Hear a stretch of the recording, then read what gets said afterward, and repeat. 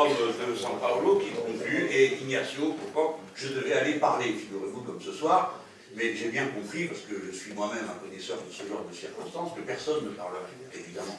Et d'ailleurs, ce que nous avions à dire ne présentait aucun intérêt. Ce qui était intéressant, à part lui qui a pu parler, tous les autres, chouf. Et bon, Chavez a fait ce qu'il avait à faire, et me voilà parti avec lui dans la campagne électorale, et je me retrouve dans l'expédition qui va à Barquisimeto.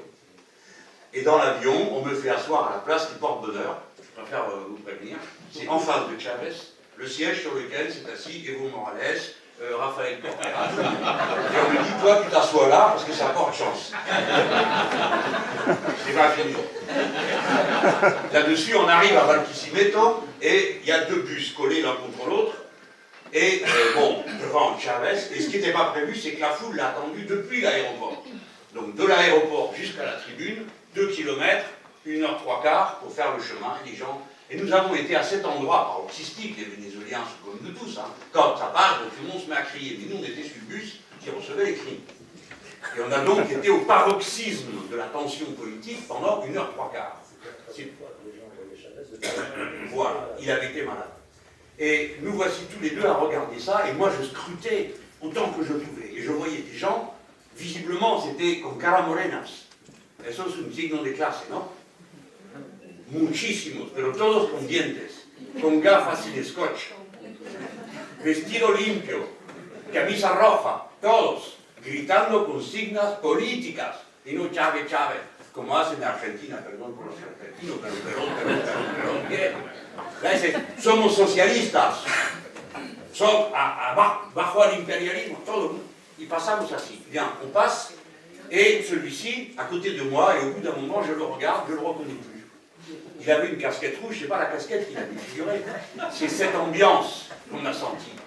Et moi, je fais comme ça en me disant, mon Dieu, mais qu'est-ce qu'il a? Et à ce moment-là, je m'aperçois que j'avais le visage rempli de larmes. Et j'ai raconté ça. Y los gusanos, los escualidos, estuvieron en Francia aquí. Monsieur Mélenchon, transporté par Chavez, pleure, parce que je l'ai raconté. Et un jour, un autre gros malin me fait ça une émission, et il me dit, alors, vous pleurez quand vous voyez Chavez?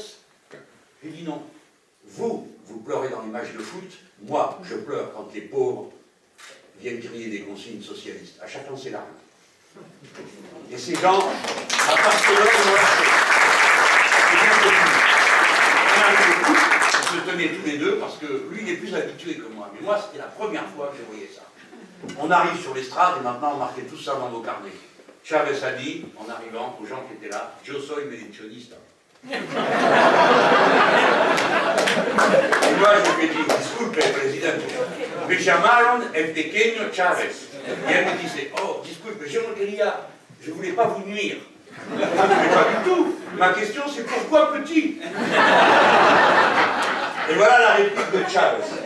Il dit, vous avez raison, ces choses-là, il faut les voir en grand.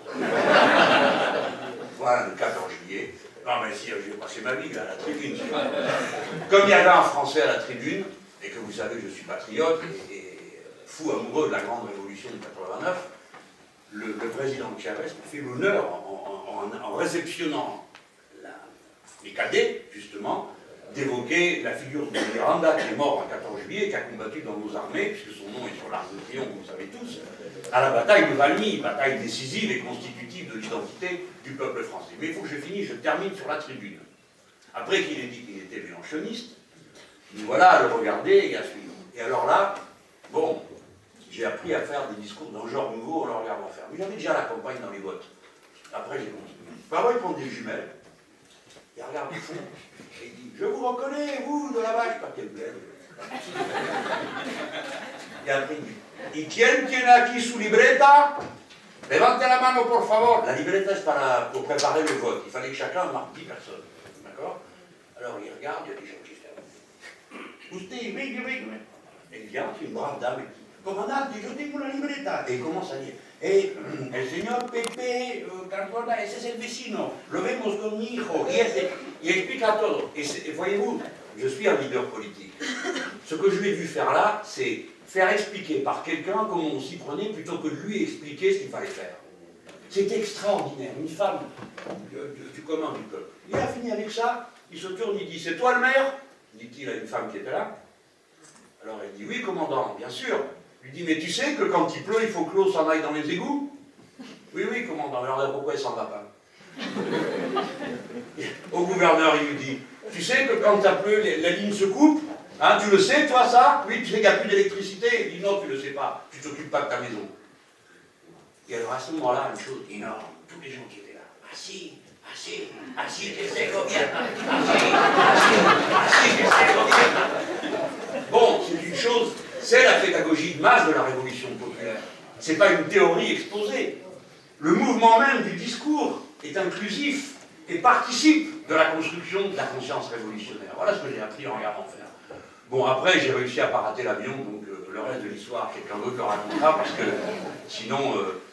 c'est quelque chose de très fort pour un homme construit, je ne suis pas un jeune homme, qu'à un moment de sa vie, d'être rebrassé par une expérience politique qui vous permet de revisiter vos fondamentaux et de les travailler d'une autre manière. J'ai appris à lire des poésies à la tribune, j'ai appris à parler de moi, j'ai appris à parler de la grande révolution en suivant l'idée de Chavez, qui disait « Si on fait la révolution au nom de Marx, Engels et Trotsky, le temps qu'on explique qui c'est, on est tous morts. » Donc Bolivar, tout le monde sait qui c'est, la maison à Caracas. Eh bien, je suis parti d'une idée semblable pour dire à mes compatriotes « Non, vous n'êtes pas des blancs chrétiens, vous êtes des enfants de la grande révolution. » Mais jamais j'aurais osé faire ça si je n'avais pas vu une fois Chavez avec une guitare et un chapeau mexicain chanter une ranchera. Et chanter une ranchera, c'était pas un acte indigne. C'était le contraire, c'était un moment d'amour et de communion. Vous voyez, vous avez parlé de l'amour de Chavez pour les gens. Je ne dirais pas des choses comme ça pour son peuple. Je dirais qu'il aimait être avec les gens. Et qu'il y a un bonheur à être avec les autres. Hein. Et nous autres, à gauche, la différence avec les autres, c'est que les nôtres s'approprient les leaders. Et tu vois, Bernard, ce que je crois, moi, c'est que Chavez, il avait compris qu'il était plus que la personne, mais qu'il était le personnage. Et donc, chaque fois que tu touches un gosse, ça va se raconter pendant une vie entière. J'ai vu la même chose avec Raphaël Correa, un président très souriant, très avenant, qui chante lui aussi, etc. Les gens l'approchent, pas seulement parce que c'est leur président, mais parce que c'est l'image de quelque chose à quoi ils croient profondément, qui bouleverse leur vie. Pourquoi on est capable de mourir. Bon, nous on n'est pas morts, mais on sait tous de quoi on parle. Hein. Voilà, et ça, cette chose-là, Chavez, il nous a appris à le vivre simplement, sans en avoir peur. Parce que nous autres, les hommes politiques d'ici, nous sommes virilistes, surtout quand on est latin, hein, et on ne savait pas faire ça. Vous avez vu une fois Lionel Jospin, les mains dans les poches, il y a une femme qui vient avec un gosse dans les bras, elle dit « Monsieur Jospin, je n'ai pas de papier, mon enfant, je ne sais pas quoi, je suis là depuis 5 ans. » Que fait Lionel? Il met les deux mains dans les poches. Il dit « On ne peut pas donner les papiers à tout le monde. » N'importe quel être humain, mais c'est Lionel, moi je l'aime beaucoup, n'importe quel être humain met la main sur la tête du bébé. Mais Lionel, c'est cette génération-là, on ne touche pas, on est la loi. Voilà, et Chavez, il a libéré ça. On fait comme on le sent, et on est tous des êtres humains, et même quand on est le grand chef, nous sommes des êtres humains.